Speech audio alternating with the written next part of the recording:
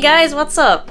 In today's video, Kuba's going to be setting up our drying rack so we can hoist it up to the ceiling and dry our clothes up there. So this will just be an easy way to get our drying rack out of the way, and then all of our clothes can dry quickly and easily closer to our wood stove. We got like this little, it's like a bike hanger. Instead of hanging a bike on it, we're just gonna hang our drying rack on it. So this is what the hooks look like. There's two of them.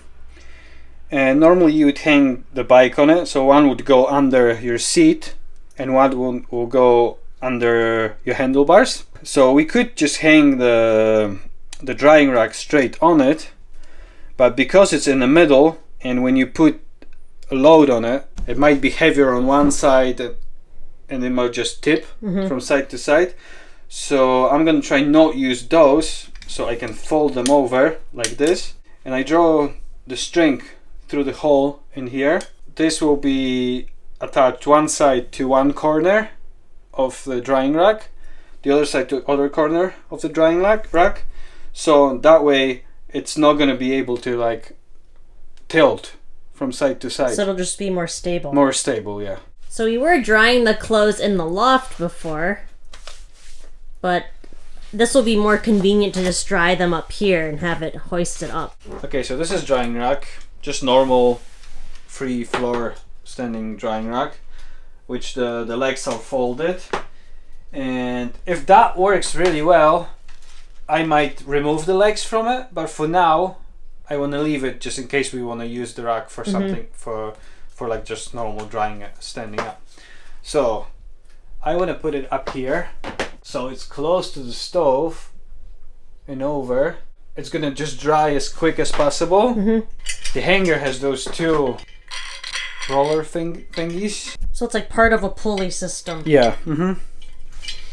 So these will be mounted to the beam, and when you release the string, it can go down, and then you can pull it up. Take this away for now.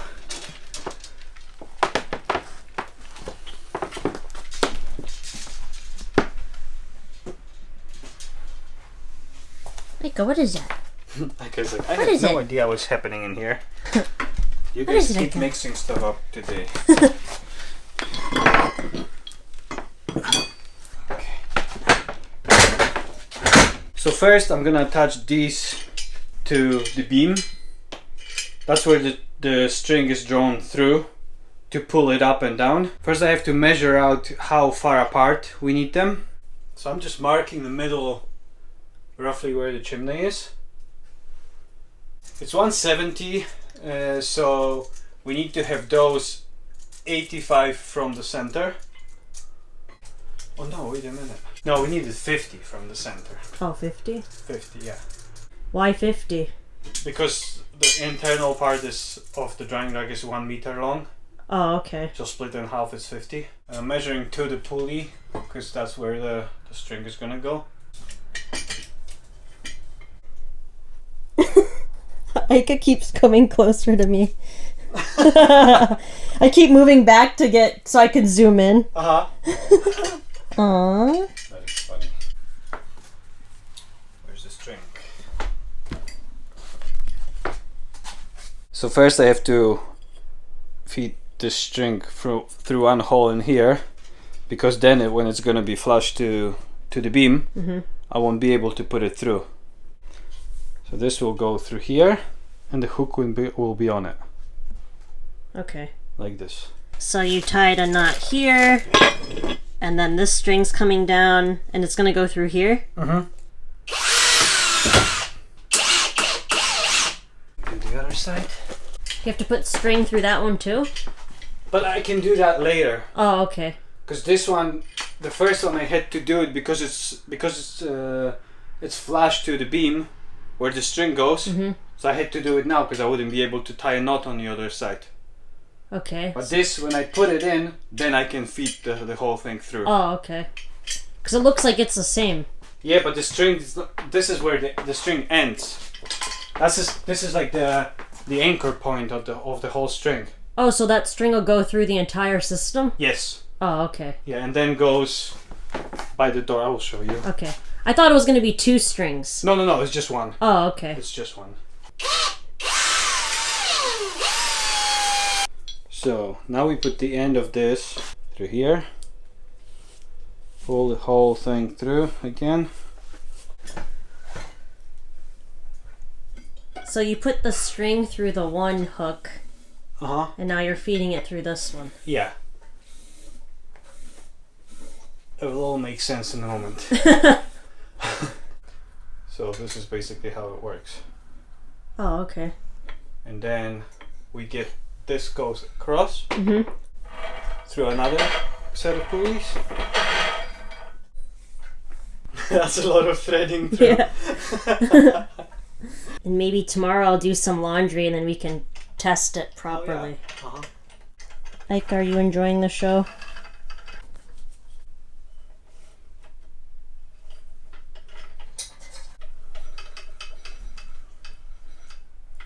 This is what this is like. And if the hooks will be weighted, both of them, it will go evenly. Oh, okay. It's just now it doesn't because there's no weight on that one. And we know that we have the studs in here, so like this, boom, boom, knot, and that's it. Well,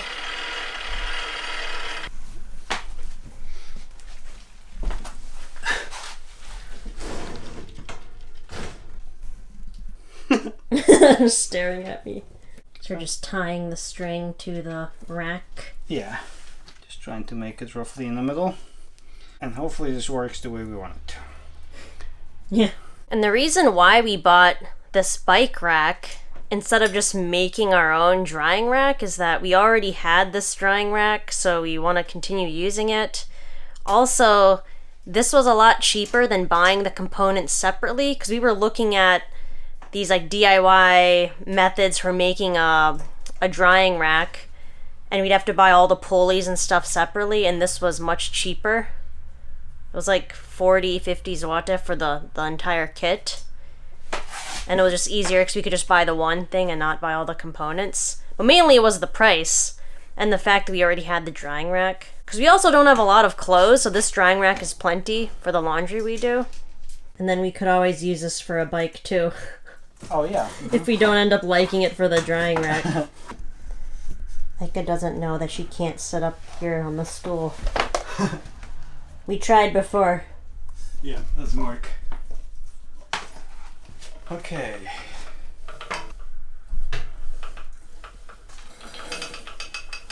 This is not as stable as I would want it to be. I think it'd be better when there's stuff on it, actually. I think I've threaded it the wrong way. Oh, really? In here. That's probably why it doesn't work. Oh, it's like twisted. Go, fixed it. Nice.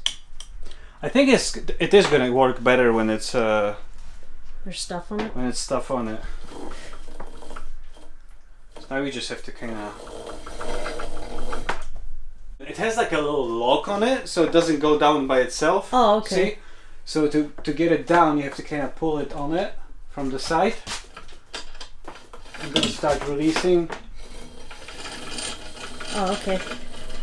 The reason also might be the weight of the legs. Oh, that it's uneven. Because it's uneven, yeah. I see, yeah. But when we put the clothes on that, it should technically be fine. Yeah. Or at least fine enough to be able use. to use it, you know? Cool, good work. Thank you. And like I say, if we really like it, then we can just remove those legs and be left with just this. Yeah, and then we were thinking we would use the legs in the garden. Yeah, to prop the plants up. Yeah. One thing that is important, we have it set up very close to the stove.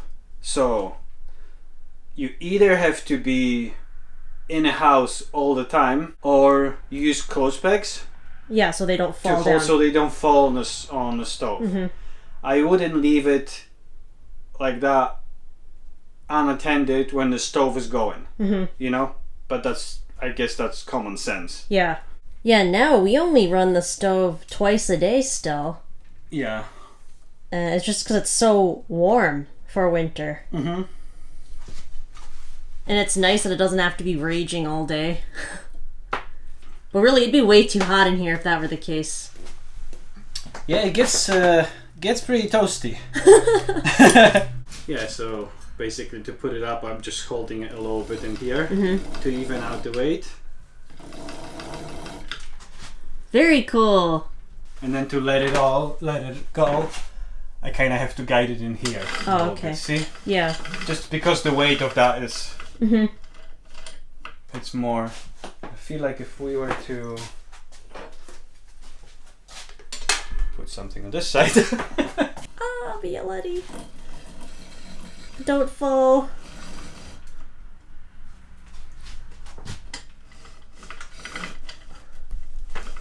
Okay? It's going easier. Done!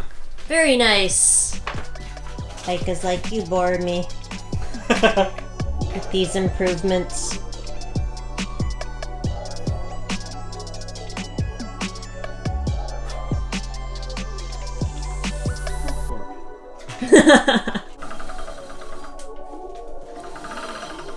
So you just shorten the string? Yeah. Hika's watching it. Is she? Yeah.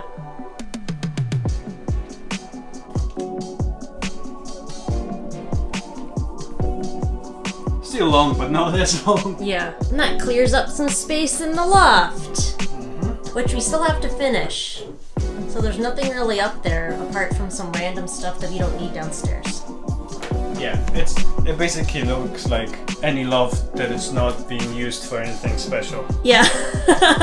So you can imagine what it looks like. It's just a bunch of random crap in there. Yeah.